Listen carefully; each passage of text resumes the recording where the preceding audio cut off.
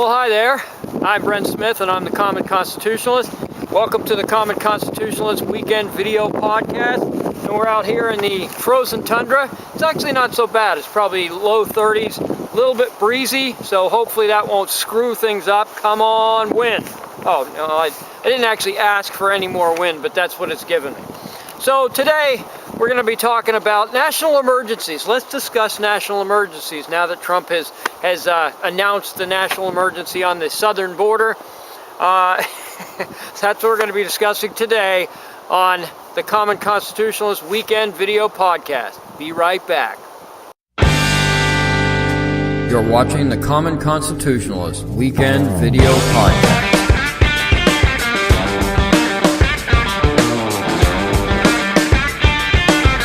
Okay, I'm back. So, national emergencies. Trump declared a national emergency on the southern border, and it's gonna spark debate on the right, the left. Well, it's not going to spark any debate on the left. No national emergency on the border. There is no emergency on the southern border. The most ridiculous thing you've ever heard, but there's apparently no emergency on our southern border. That's absurd. And I actually was watching the Fox Business Channel, and there was a guy from the former George W. Bush administration who was talking all about the beauty of the center right and the center left. So the mushy moderate center, where a lot of Republicans like to dwell because it's a safe space. And he was saying that there's no real emergency on the southern border, that we've been debating this for decades. Yeah, of course we've been debating it for decades. We've been voting on fence acts and all sorts of stuff and getting nothing done. And there have been promises, all a bunch of crap. Meanwhile, they'll build a little bit of fence, a little there, and put up barriers that trucks and stuff can't go through. And that's the reason, by the way, that the ports of entry now are clogged up with drugs and whatnot, is because they at least put those barriers across so the trucks and cars can't come over, but you can just walk right over them if you're an illegal alien. So that's why they did that. And then it's like climate change. It's always going to change. Things are going to shift. So as they tighten up the ports of entry, the drug dealers and the cartels are going to have to find a new route. I heard a report, I didn't see any video, but I heard a report that there are drug mules on the Mexican side of the fence. They fill cocaine and whatnot up with inside of tennis balls. They filled tennis balls up with coke and other drugs, and they toss them over the border. Two guys that are waiting on the other side. It's like, that's ingenious. I mean, it's tragic, but it's ingenious. At any rate, okay, so let's discuss national emergencies. According to the Federal Register, 58 national emergencies have been declared since the National Emergency Act of 1976 was signed into law by President Gerald Ford. And 31 have been annually, and again, each one of these national emergencies have to be renewed by the president annually, and then they have to get the blessing from Congress, so to speak. So 31 have been reviewed annually, and currently those 31 are still in effect today. Has anyone told people about the 31 national emergencies that are still in effect today? Well, this might get a little dry, but I'm going to go through a lot of them just to see what an emergency really looks like, because apparently it's not from the flood of drugs and gangs and human trafficking and illegal aliens coming across the border. That's not a national emergency. You'll see what's been renewed year over year as a national emergency. Egads. Get to that in a minute. For example, shortly after 9/11, President Bush, now this is an actual national emergency, President Bush declared a national emergency number 7463. It said, quote, "A national emergency exists by reason of the terrorist attacks at the World Trade Center in New York and at the Pentagon and the continuing and immediate threat of further attacks on the United States," unquote.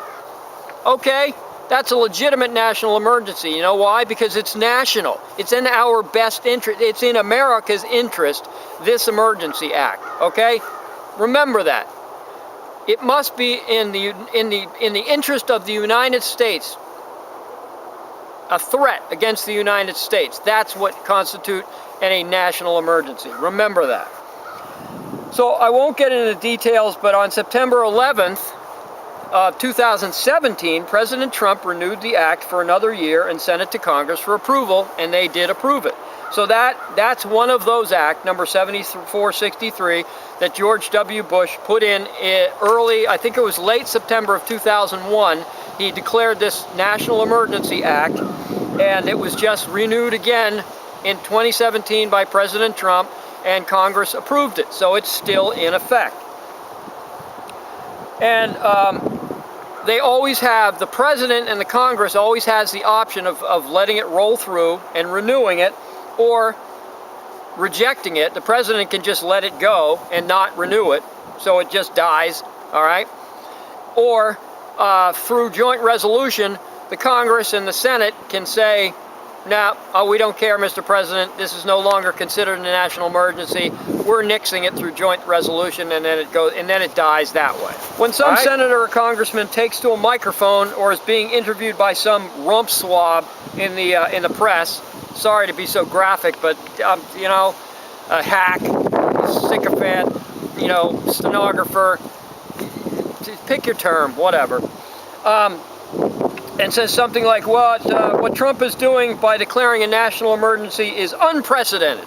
You know, it's a total line of absolute bullcrap. It can't be unprecedented because the precedent was set in 1977 when the first national emergency was declared by Jimmy Carter, the peanut farmer.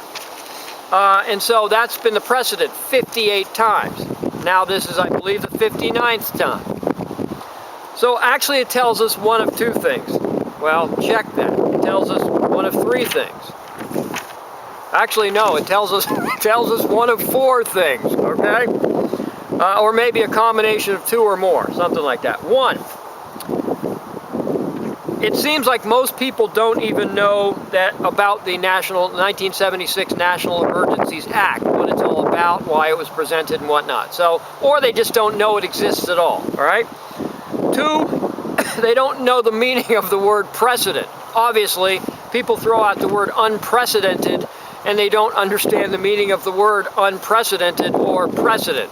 Duh, all right? Words mean things, okay? Particularly for Democrats, because words are the only things. Actions, not so much. Words, absolutely. Republicans, same way. Three, most of these congressmen and senators, they don't know what they're signing and they don't know what they're renewing because these fools on Capitol Hill never read any of the legislation or regulation that's placed in front of them for them to sign. And again, the president has to renew these acts. So if they don't even read them, they just renew them. Past presidents have done this and past Congresses have done this and there's been no problem, so I'm just going to sign on the dotted line and I'll go along with it. That's the problem with most laws, bills, regulation and whatnot. No one ever even looks at it, and the reason why is most of the time the dadgum bills are too long and you couldn't read them even if you had an interpreter and 17 lawyers at your disposal. It wouldn't make a hill of beans worth of difference, but I digress. However, there's a fifth option, and I don't want to sound superior because I'm definitely not superior, and it's bloody obvious that I'm no genius. Oy. But listening to a lot of these legislators, particularly Congress people, they just sound so dang ignorant. It's absolutely absurd. Like, they have no idea how things work on Capitol Hill. They have no idea how government works, what the responsibilities of the House, the Senate, the President, the courts, and so on and so forth. And really, it's like, particularly for Congress people, it's like they were just kind of plucked off of the street and placed in a position to run for office. They know almost nothing of the Constitution. They know almost nothing of their jobs, their responsibilities and whatnot of the national legislature, you gads. A perfect example. Actually, you know what? Let's take a quick break, and then we'll get to a perfect example, which is AOC. So there's a little tease for you. Be right back.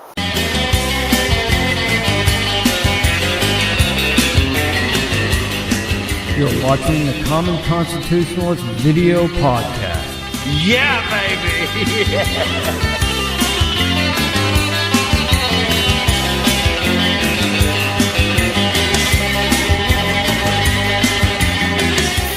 Okay, I'm back. Yay team. Thank you for viewing, by the way, assuming you're viewing. And again, my name is Brent Smith, and I'm the Common Constitutionalist, and this is my Common Constitutionalist weekend video podcast.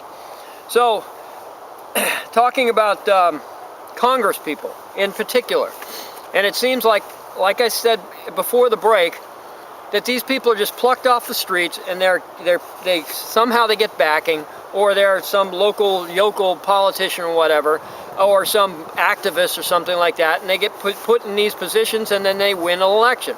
Perfect example, Alexandria Ocasio-Cortez. She's the darling of the nouveau communists. It's about the only way I can describe it. And frankly, I'm already sick of talking about this woman, and it's just starting. It's just starting. I mean, I think this Ilhan Omar or whatnot, she ain't long for this world. Pelosi had the stones to come out and just say, knock it off type of deal. And that ain't good. When a radical leadership like Pelosi doesn't have any need for you, you know you got some problems, man. That you're even more you're too radical for her. Holy crap, there's some serious issues. Anyway, so AOC. She won her election fair and square. No doubt about it. That's the way it works. She won her election. Okay? Terrific. But the voter turnout in her district, she was elected with 9% of voter turnout. All right? 9% of all the people in her district bothered to show up to vote. That's the way it worked.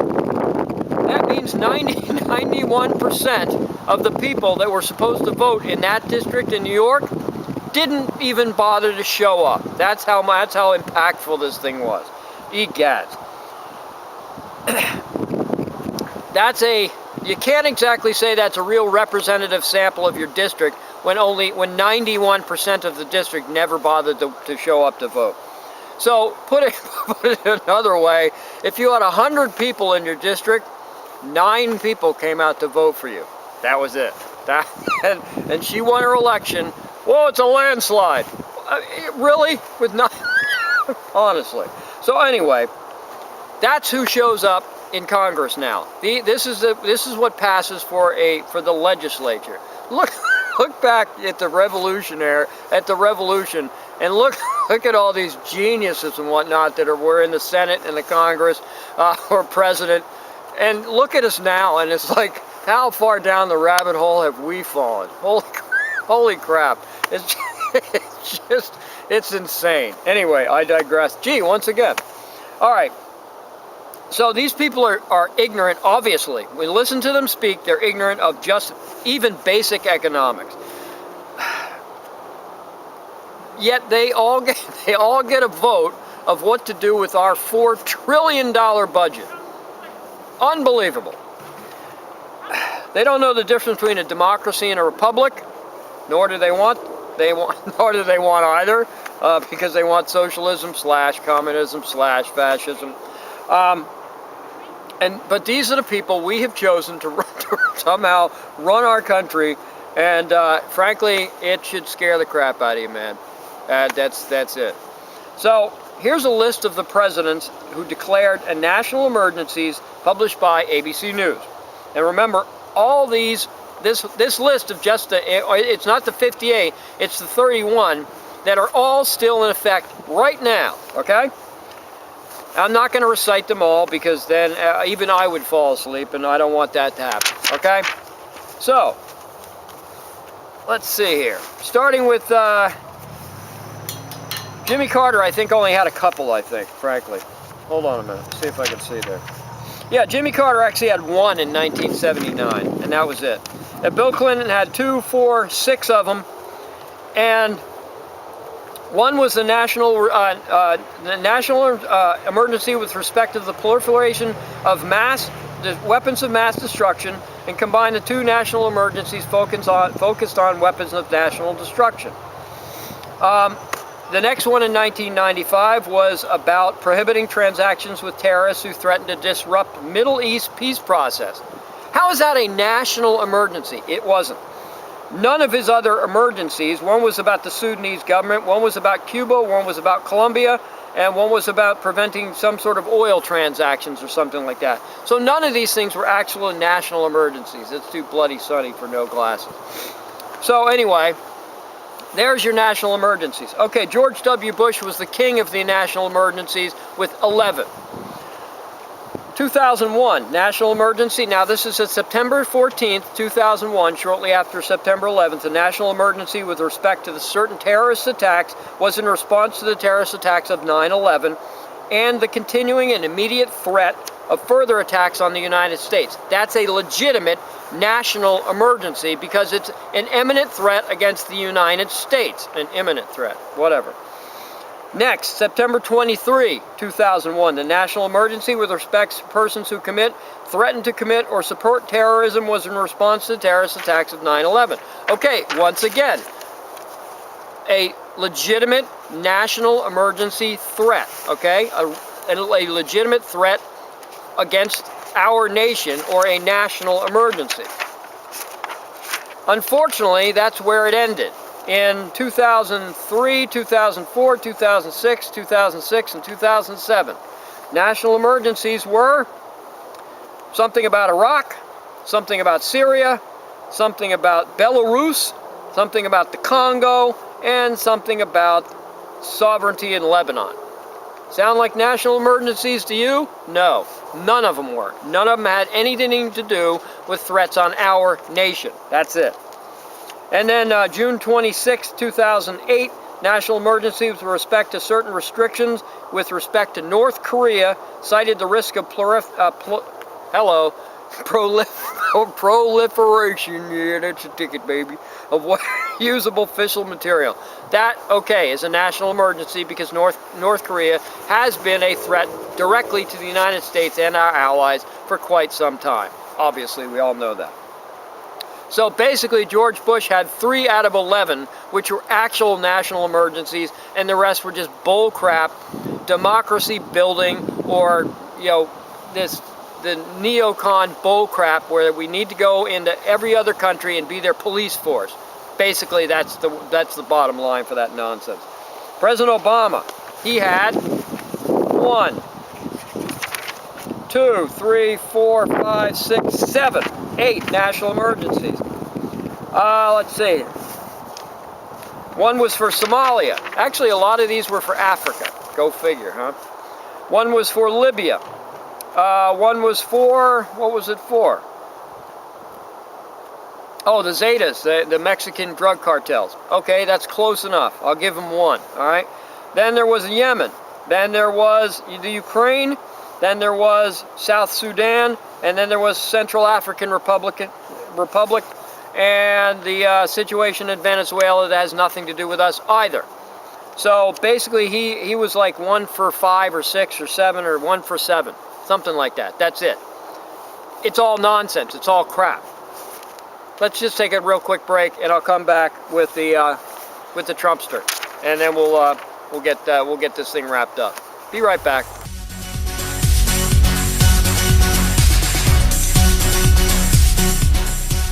You're watching the Common Constitutionalist video podcast.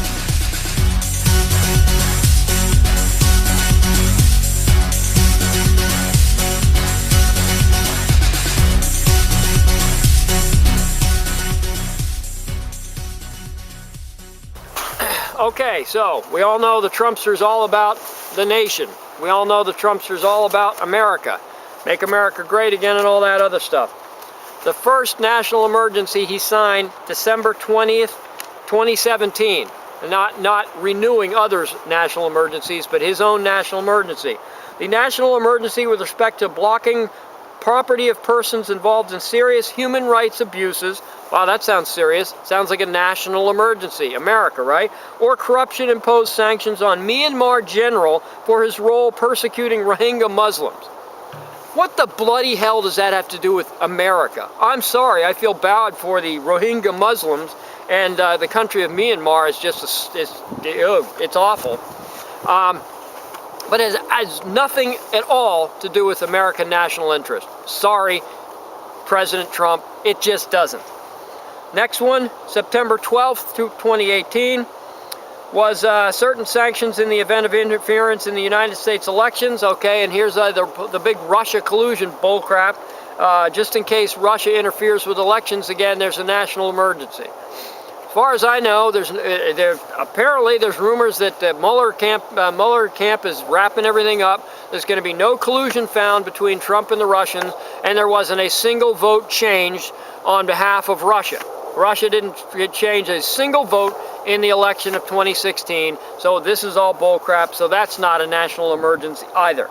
National emergency next was certain persons contributing to a situation in Nicaragua.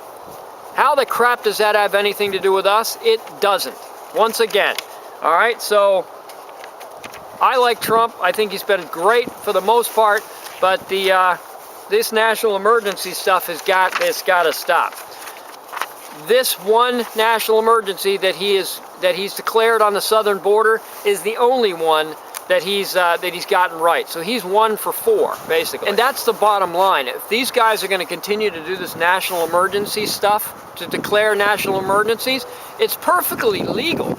And like I said in an article yesterday or the day before, something like that, that if Mark Levin and Senator Mike Lee says that Trump has the authority to declare a national emergency on the southern border, that he has the constitutional authority on the southern border, you don't need to hear another dadgum thing from any other talking head. If Mark Levin and Mike Lee say it's constitutional, you can take that to the bank, bro. And that's the way it is. Because those guys know the Constitution back and forth, front to back, everything, inside out. Other than Dr. Larry Arnn at Hillsdale College, those two are the most trustworthy constitutional scholars that I've ever come in contact with, and they are just fabulous. They know the Constitution, period, and they can walk rings around anyone discussing the Constitution. And if they say that Trump has the authority to declare a national emergency on the southern border, then by God, it is. And you know what? To the courts, to the frickin' courts, okay? I'm tired of the damn courts getting involved in things that they have no reason to get involved in. No reason. This is a legislative matter. The National Securities Act was passed, and until the Supreme Court or somebody gets involved and says, sorry, the National Securities Act is unconstitutional, which they're never going to do, then it is constitutional. And if Mike Lee says it and Mark Levin says it, that's good enough for me, brother. And that's that. So the rest of you nimrods that say national emergency is a dangerous precedent, well, the precedent's been set 58 times before, and 31 of them are still active. So don't give me that crap that there's some sort that the national emergency is unconstitutional just because you don't want a southern border wall or whatever it happens to be. Too bad for you. Other than that, that's all I got to say. So I'm Brent Smith. I'm the Common Constitutionalist. This has been the Common Constitutionalist Weekend Video Podcast. I really appreciate you guys tuning in. And that's all I got. I'm going to go home and warm myself up, put my feet in some hot cocoa or something. I don't know. That's it. I'm out. See you.